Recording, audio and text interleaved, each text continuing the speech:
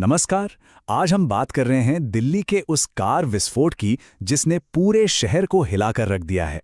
ये घटना हुई है ऐतिहासिक लाल किले के पास। तो चलिए इस पूरी घटना की तह तक जाते हैं और समझते हैं कि आखिर हुआ क्या था और इसका मतलब क्या है।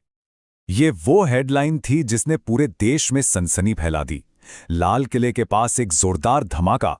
देखिए, ये सिर्फ एक खबर नहीं है, ये एक बहुत बहुत ही गंभीर सुरक्षा का मामला है जिसने हर किसी को चिंता में डाल दिया है। तो सवाल ये उठता है कि आखिर हुआ क्या था। चलिए एक एक करके सारे फैक्ट्स को देखते हैं और शुरू करते हैं बिल्कुल बेसिक डिटेल्स से। तो ये घटना हुई सोमवार शाम को करीब 7 बजे के आसपास। एक Hyundai i20 कार में धमाका हुआ और जगह थी सुभाष मार्ग का ट्रैफिक सिग्नल, जो रेड फोर्ट मेट्रो स्टेशन के बिल्कुल पास है। सोचिए, ये शहर के सबसे बिजी इलाकों में से एक है।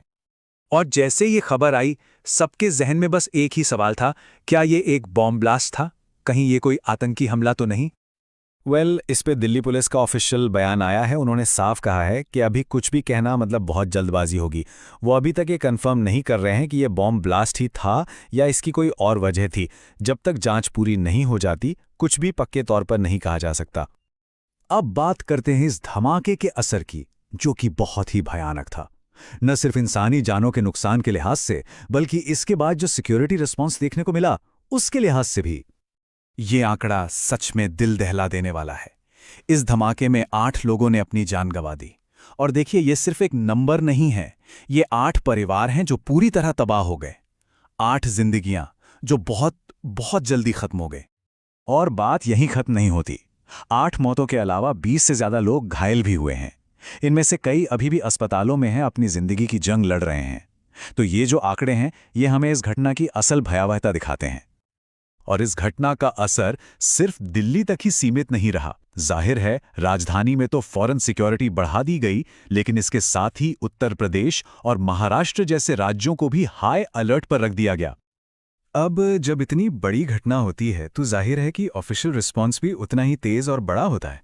देश की जो टॉप इन्वेस्टिगेशन एजेंसीज हैं, वो सब फौरन एक्शन में आ गई।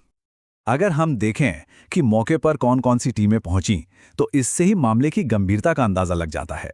दिल्ली पुलिस तो थी ही, उनके साथ साथ नेशनल इन्वेस्टिगेशन एजेंसी यानी NIA और नेशनल सिक्योरिटी गार्ड यानी NSG की टीमें भी वहां मौजूद थीं।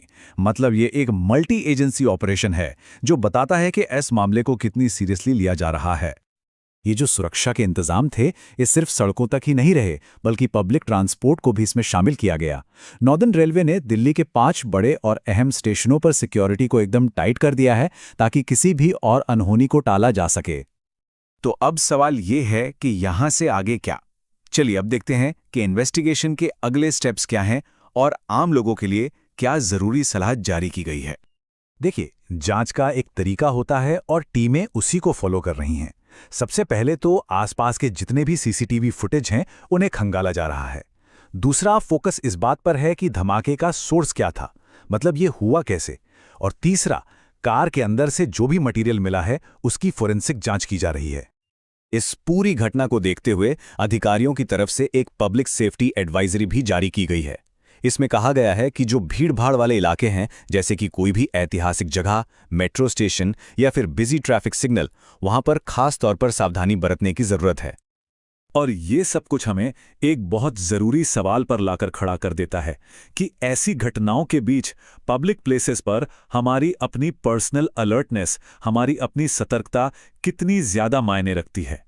ये एक ऐसी बात है जिस पर हम सबको सोचना चाहिए।